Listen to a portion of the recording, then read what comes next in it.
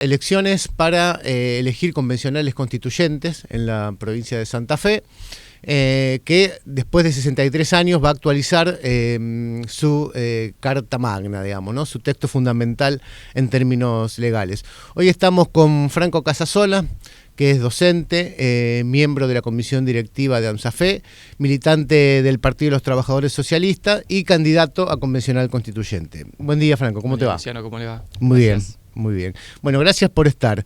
Nada, es un hecho que histórico esta elección, es una elección infrecuente porque, bueno, no es como la que tenemos cada 2 años, cada 4 años para elegir cargos legislativos o cargos ejecutivos. Primera pregunta, ¿considerás o consideran desde el FIT, que es el espacio, digamos, el frente de izquierda desde el cual te postulás, que existía una necesidad de reformar la Constitución provincial? Bueno, sí, es un texto muy antiguo y que sin dudas merece una actualización. El tema es cuál es la intención política de Puyaro.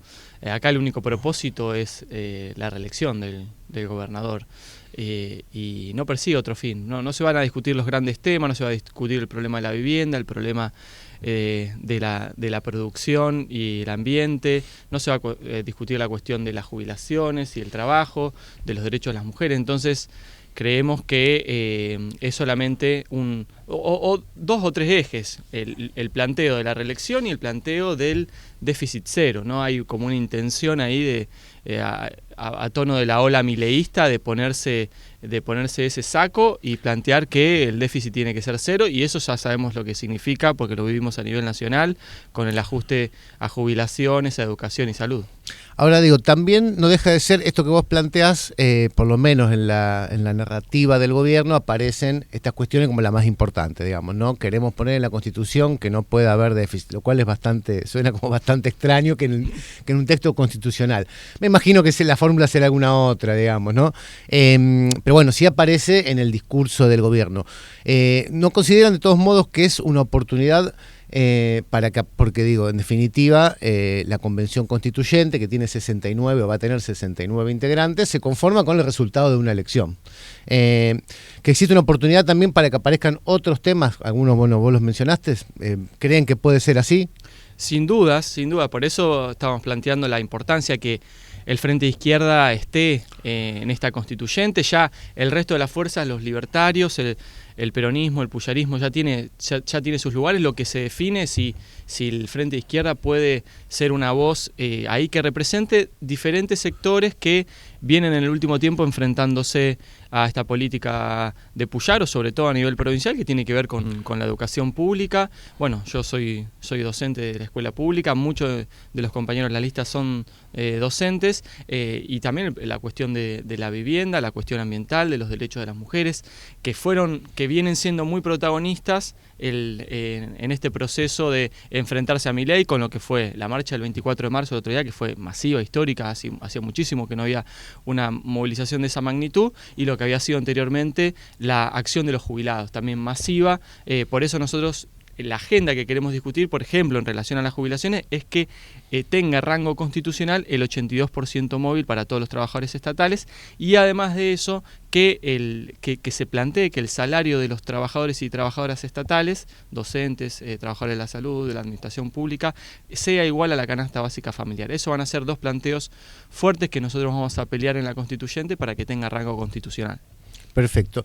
¿Y qué expectativas tienen como espacio en relación a las elecciones, digamos? ¿Creen que pueden llegar, digo, a tener representación en la convención para que aparezca esta voz que vos decías, ¿no? Esta voz con estos planteos que son distintos a los que aparecen por lo menos en los grandes partidos? Sin duda, porque creemos que hay un proceso de aumento del malestar y la bronca, sobre todo los que ya venían siendo opositores, podríamos decir, a Milei a nivel nacional y a Puyaro a nivel provincial, que cada vez el malestar es mayor y la bronca y las ganas de expresarse es mayor, y creemos que el Frente Izquierda puede ser un canal de desarrollo de esa bronca y de ese malestar. Y además porque lo que vemos es, por ejemplo, en el caso de Monteverde, que terminó integrándose al PJ, y eso para muchos sectores que por ahí lo habían votado en otro momento como una alternativa como la nueva política, ven esto con malos ojos, sobre todo porque terminan un acuerdo con Armando Traferri, Alejandra Rodenas y Diego Giuliano. Digo, no, si hay algo que no tienen estas personas es ser nueva política, es ser gente común, e inclusive más grave aún, ¿no? Gente ligada o por lo menos sospechada de algunos negocios turbios. Entonces creemos que hay un sector de la población que quiere discutir esta agenda, que quiere que enfrentemos en serio a Milei y a Puyaro, que puede ver en el Frente de Izquierda una alternativa en ese sentido, para desarrollar esa lucha, esa voz que se da en la calle, llevarla a la constituyente y al Consejo, que también es lo que estamos discutiendo. Bien, Franco, ¿considerás, en función de esto que vos decías, digamos, de algunos sectores del peronismo, algunos sectores progresistas, que ha habido un desplazamiento de sectores sociales hacia la derecha, de la discusión, de la conversación pública hacia la derecha, hacia cuestiones más autoritarias? Yo creo que lo que eran de derecha se hicieron de ultraderecha. Entonces, eso sí, hay un crecimiento con el mileísmo, hay un crecimiento de la ultraderecha, pero todavía hay un gran sector, podríamos decir la mitad de la población, hoy que tiene un profundo sentido solidario, que cree en la igualdad, que cree que no hay que discriminar, que cree que no hay que insultar, y es ese sector que aspiramos a representar. El problema es que la representación política de toda esa mitad está absolutamente ausente. O sea, ¿dónde estuvo Massa todo este tiempo? O sea, perdió la elección y se transformó en empleado en fondo buitre. Estuvo ausente completamente y ahora que Milei empezó a perder un poco de apoyo, ahí aparece. Bueno, hay una ausencia, digo, lo puedo decir de Massa, pero puedo decir en general de los principales dirigentes de la oposición. En la calle estuvo el Frente de Izquierda con los jubilados, con las jubiladas, en defensa de la educación pública. A mí me tocó ser detenido por esta justicia provincial, por luchar contra la reforma jubilatoria, y eso es porque estuvimos en la calle. Si hay algún sector social que fue opositor a Puyaro, fue el sector de la docencia. Bueno, ahí estuvimos un sector, sobre todo de AMSAFER Rosario, de los gremios combativos de la región, pero en su gran mayoría los que tienen responsabilidad estuvieron ausentes.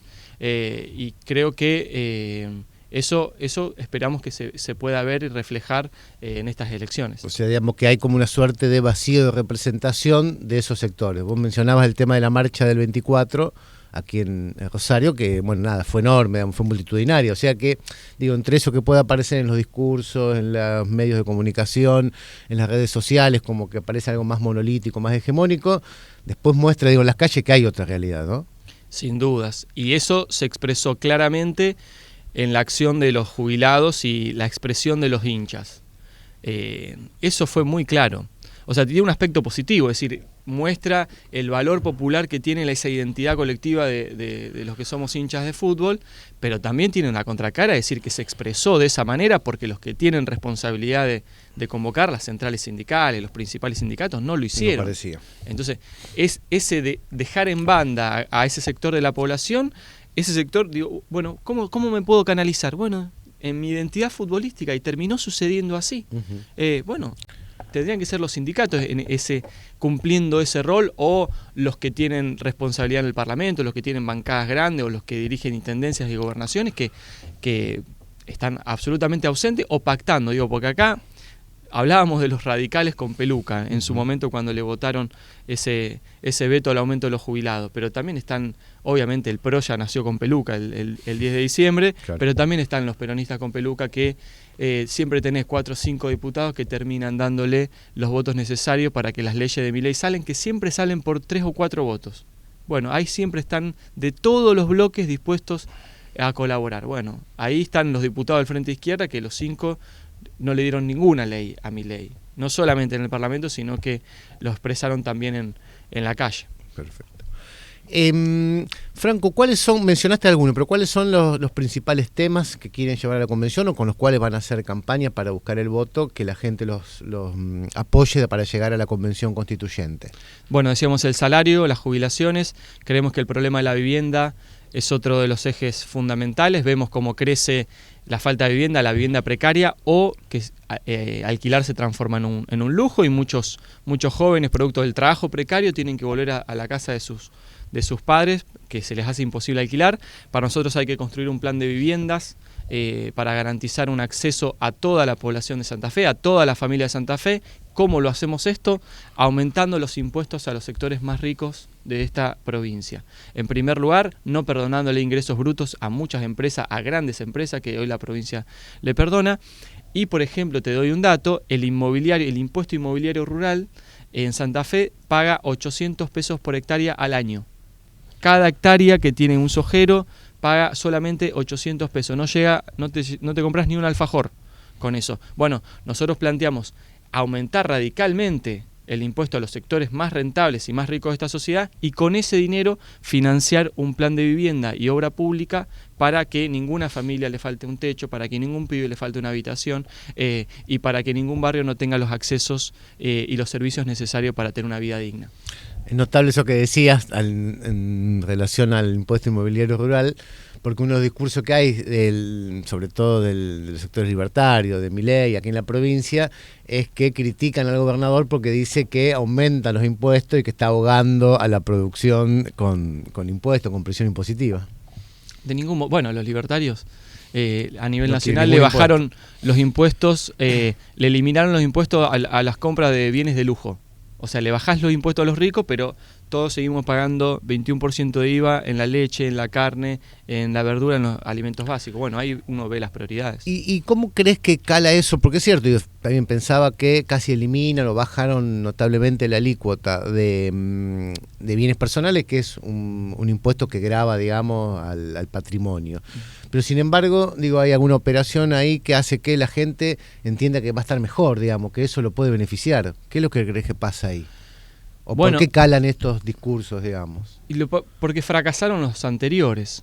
Fracasó el macrismo y fracasó Unión por la Patria. Entonces, frente a esos fracasos, Milei se montó en un planteo de eliminación de impuestos. No decía quién iba a eliminar los impuestos. Y cualquier trabajador decía, bueno, me van a eliminar los impuestos. Claro. Voy a pensar que voy a tender a estar mejor.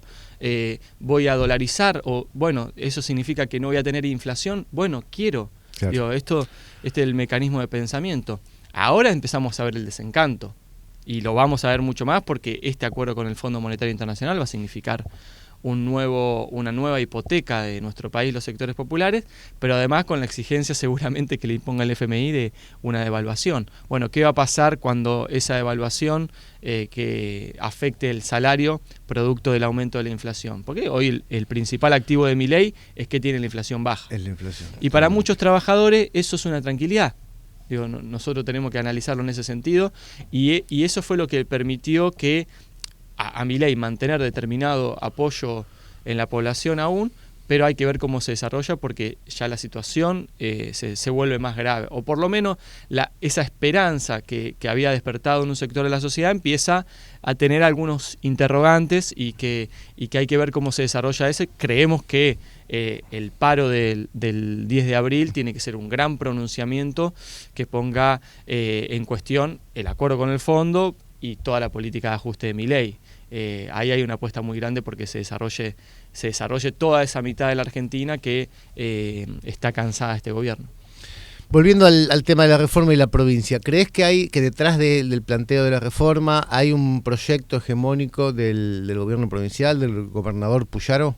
Sí, a mí Puyaro me hace acordar a Gerardo Morales en Jujuy, donde también hubo una reforma constitucional.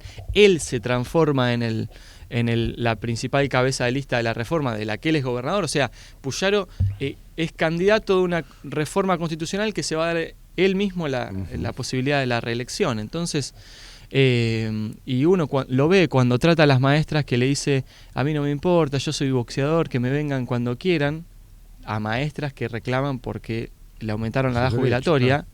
Bueno, ya ves el nivel de prepotencia ahí, que está con la bolsa de boxeo, que sube historia haciéndose el boxeador o haciéndose el motoquero con las motos de la policía.